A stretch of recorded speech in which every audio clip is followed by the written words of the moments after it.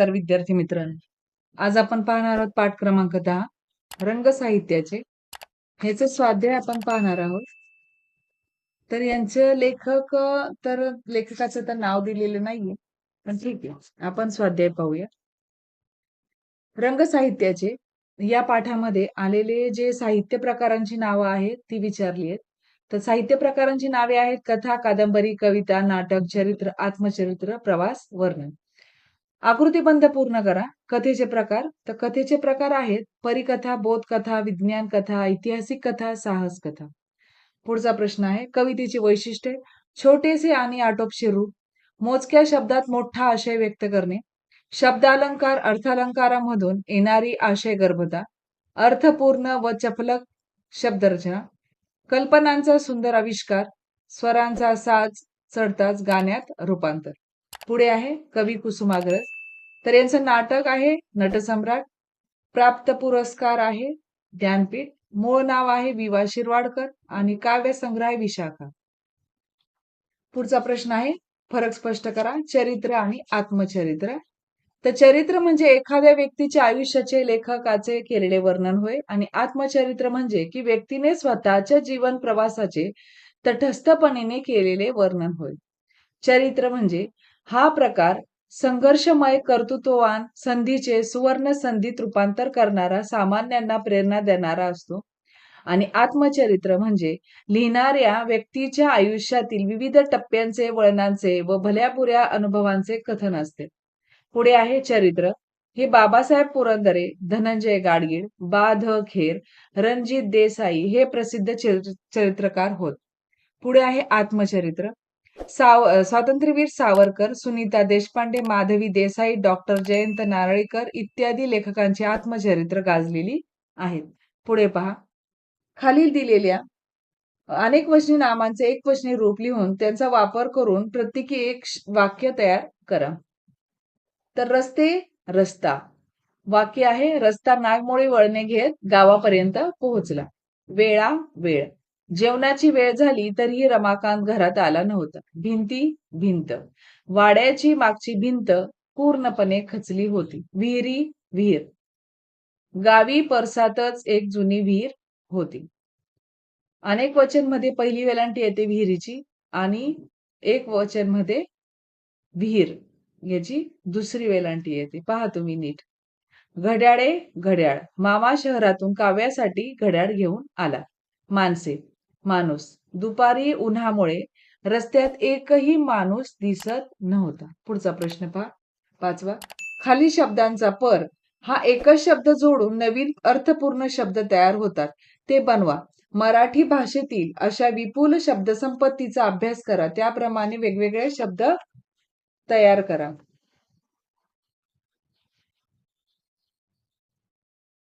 पर, परप्रांत, परभाषा, परदेश, परग्रह, परराष्ट्र.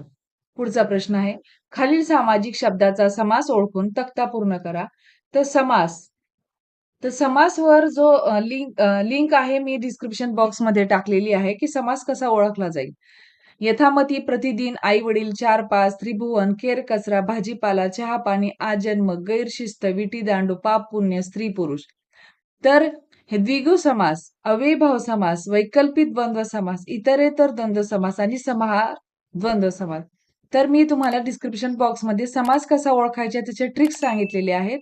तुम्ही त्या पहा आणि न बघता लिहिण्याचा प्रयत्न करा. पहिले समजून घ्या की समास कसा असतो. ठीक आहे. पुढे पहा.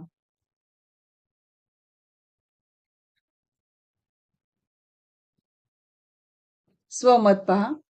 तर स्वमतचा पहिला प्रश्न आहे पुस्तकांशी मैत्री करण्याचे फायदे. तर पुस्तके निस्वार्थी मित्र असतात. त्यांच्याशी मैत्री केल्यास अनेक फायदे होतात. हे मित्र आपली साथ कधी सोडत नाही. आपल्या अस्तित्वाने ते सर्वांचाच एकटेपणा दूर करतात. त्यांना आपल्याकडून काही मिळवण्याची अपेक्षा नसते. ती फक्त स्वतःजवळील ज्ञान देत राहतात. जगभरातल्या प्रचंड माहितीचा खजिना आपल्यासमोर खुला करून देतात.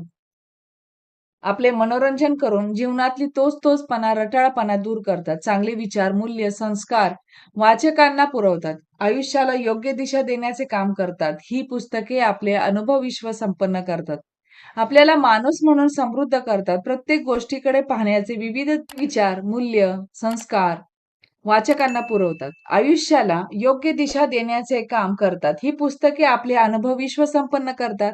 आपल्याला माणूस म्हणून समृद्ध करतात. प्रत्येक गोष्टीकडे पाहण्याचे विविध दृष्टिकोन मिळतात. विचारांना, लेखनाला चालना मिळते, आनंद मिळतो. म्हणूनच वाचकाला आयुष्यभर भरभरून देणारी पुस्तके ही उत्तम मित्र असतात. पुढचा प्रश्न पहा. तुम्हाला आवडलेल्या कोणत्याही एका साहित्य प्रकाराची वैशिष्ट्ये तुमच्या शब्दात लिहा. मराठी भाषा विविध साहित्य प्रकारांनी नटलेली असते. सर्व साहित्य प्रकारातील कविता हा साहित्य प्रकार माझ्या विशेष आवडीचा आहे. आकाराने लहान असूनही मोठा विचार व्यक्त करण्याचा, मोजकेच पण योग्य शब्द वापरून अर्थ सांगण्याचा तिचा गुण मला आवडतो. दरवेळी जेव्हा मी कविता वाचतो, तेव्हा नवे काहीतरी सापडल्याचा आनंद होतो. त्यात वापरलेले अलंकार, नाद, निर्माण करणारे शब्द हे कवितेला सौंदर्य प्राप्त करून देतात. विविध कल्पना, भावना, विचार यांचे आविष्कार कवितांमधून चटकन वाचकांपर्यंत पोहोचतात. काही कवितांना चाल लावून त्यांचे गाण्यांमध्ये रूपांतर झालेले दिसते. मनातील भावना नेमकेपणाने व्यक्त करण्याचा गुण कवितेला इतर साहित्य प्रकाराहून वेगळा ठरवतो.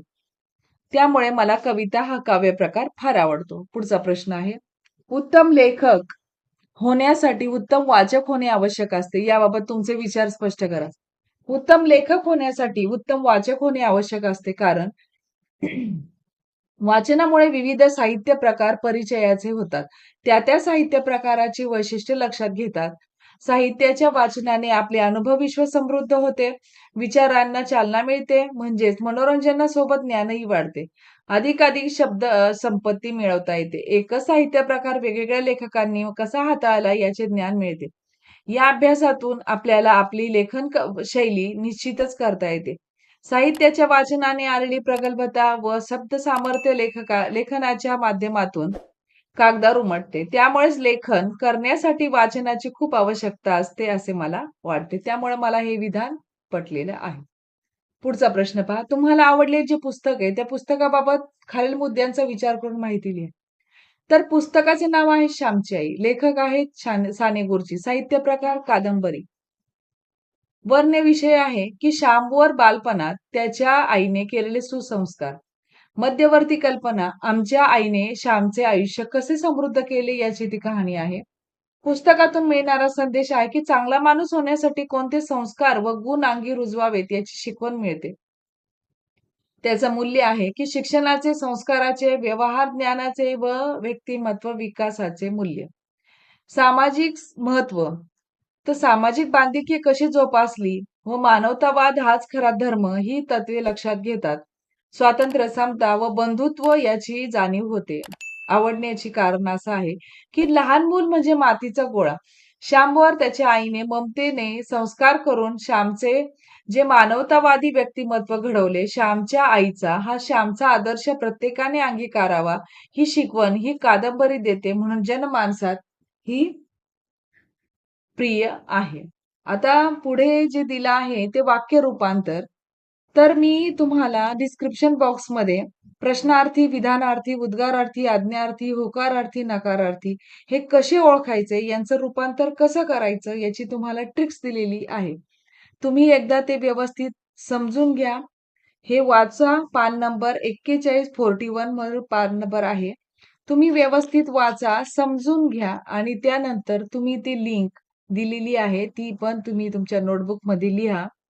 त्यावरच तुम्हाला हे विधानार्थी, उद्गारार्थी, आज्ञार्थी, होकारार्थी आणि नकारार्थी हे बोर्डाला विचारलं जातं. 1 मार्काला जरी प्रश्न असला तरी समजून घेणं आवश्यक आहे. ठीक आहे? तुम्हाला आजचा स्वाध्याय व्यवस्थित समजला असेल. धन्यवाद.